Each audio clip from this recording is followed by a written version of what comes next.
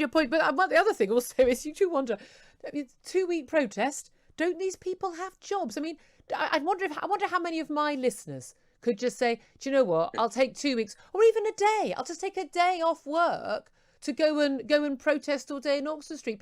Most other people have to actually go out to work for a living. And now it's been reported that Harry and Meghan have accused the Queen of failing to take full ownership of the allegations they made about members of the royal family being racist towards them, that accountability has not been taken. Accountability for what exactly? The Sussexes accused members of the royal family of being concerned about how dark their baby was going to be, but have refused point blank to name the culprit. Now, obviously, none of us are privy to the conversations that took place behind closed doors, but that's exactly the problem, isn't it? It's their word against everybody else's, and we're just expected to blindly swallow their narrative whilst they give us no evidence at all about who it was that was racist or what was even really said. Do I think some members of the royal family have racist views? Of course I do. No institution is immune from racism or indeed any other form of hate. But I, like many others, do not believe our royal family is a racist family. Well, the royal family engaged in colonization, slavery and genocide. The monarchy's celebrated Commonwealth today consists of Britain's former colonies and colonial subjects who face Britain's cruel monarchy-sanctioned treatment of them. In the name of the crown, Britain plundered India via the East India Company. They caused the Bengal famine that led to the deaths of millions. They built concentration camps in Kenya and suppressed the Mau Mau movement. In Australia, they committed a genocide against the Aborigines. The royal family also directly contributed, supported, and profited from the transatlantic slave trade. If history is any guide, and it's always a guide, we will see many refugees from Afghanistan resettle in our country in coming months, probably in your neighborhood. And over the next decade, that number may swell to the millions. So first we invade, and then we're invaded. The lesson of this 20-year war cannot be that every time we turn a country upside down or make huge mistakes, our immigration laws, our refugee laws no longer apply. OK, first, fuck off, you tag-team racial panic goblins. Second, the notion of every time we turn a country upside down is an incredible thing to just blow past.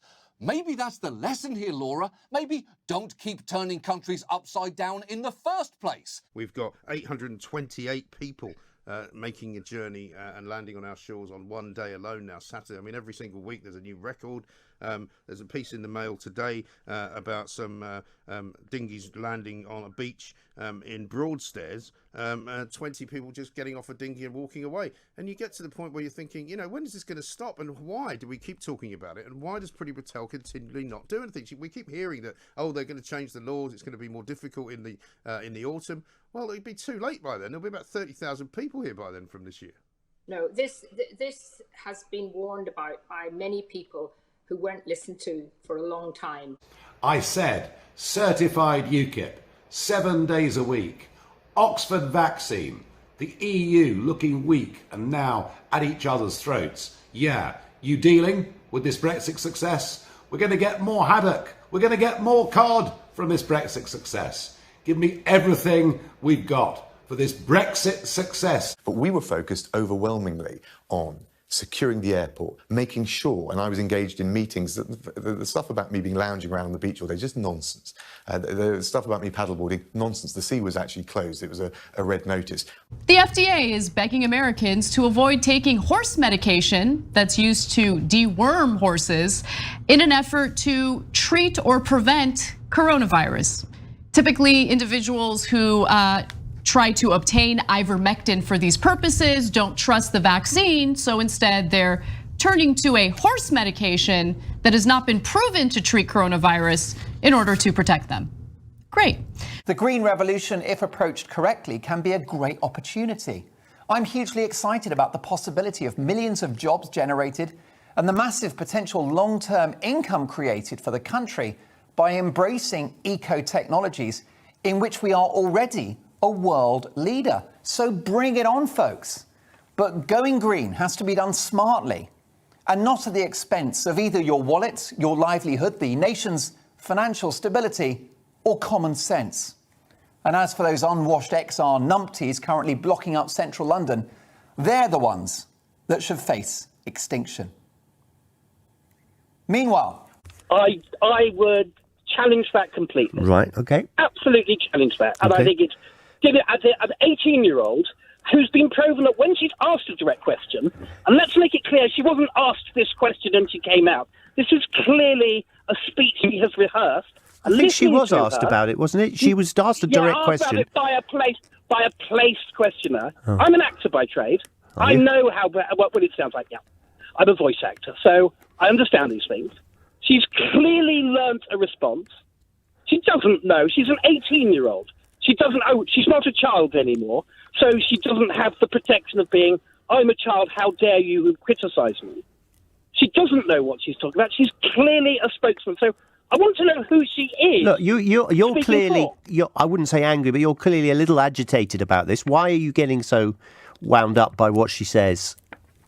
Well, I'm getting wound up by the fact that people are running after this child saint who's no longer a child, as if she's an authority. She's not an authority. She's done no research. But what she said today is actually true, isn't it? How do you know it's true? Well, because everyone you spoke to who is qualified... Everyone you speak to, everybody I know, I'm sure in the LBC office, everybody you know thinks so. Well, given the people... Is she not right saying that we calculate our carbon footprint in a slightly disingenuous way? That we don't include aviation, and we don't include... How would I know, and how would you know? How would I don't know. I guess I read a bit. No, you don't know. Oh. No, you don't know, Oh. and I don't know either. The stuff about me paddleboarding, nonsense. The sea was actually closed. It was a red notice. But I, like many others, do not believe our royal family is a racist family. Hello, little Paki friend. Ahmed. So that was Prince Harry in 2009 describing one of his army colleagues as our little friend. For example, the Duke of Edinburgh, 99-year-old Prince Philip, once greeted the President of Nigeria, who was wearing a national dress, by saying, quote, "You look like you're ready for bed." And on a trip to China in the 1980s, he warned British students that, quote, "You'll get slitty eyes if you stay too long." People are allowed to spout. And I saw an interview with Gail Bradbrook, the co-founder, yesterday. She talked absolute abject nonsense without a single fact at any point, anything that could be backed up by evidence. These ridiculous assertions. Greta Thunberg is the worst offender on this. A very poorly educated child, sort of lecturing the world, saying, people are dying. It is simply untrue. I mean, these are not statements that are backed up by scientific or evidentiary fact.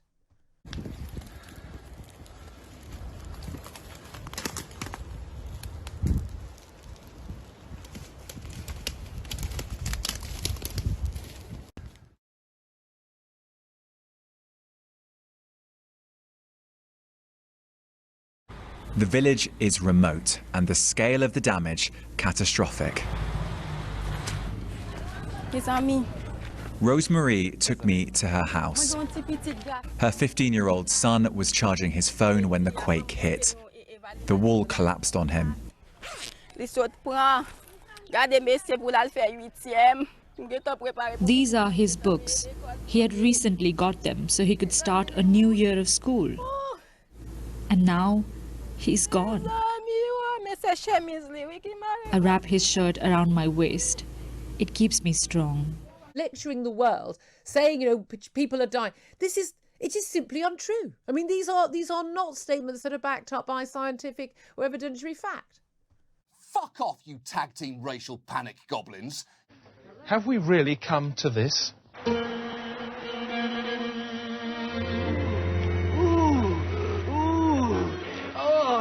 I'm afraid the answer is yes. Good night.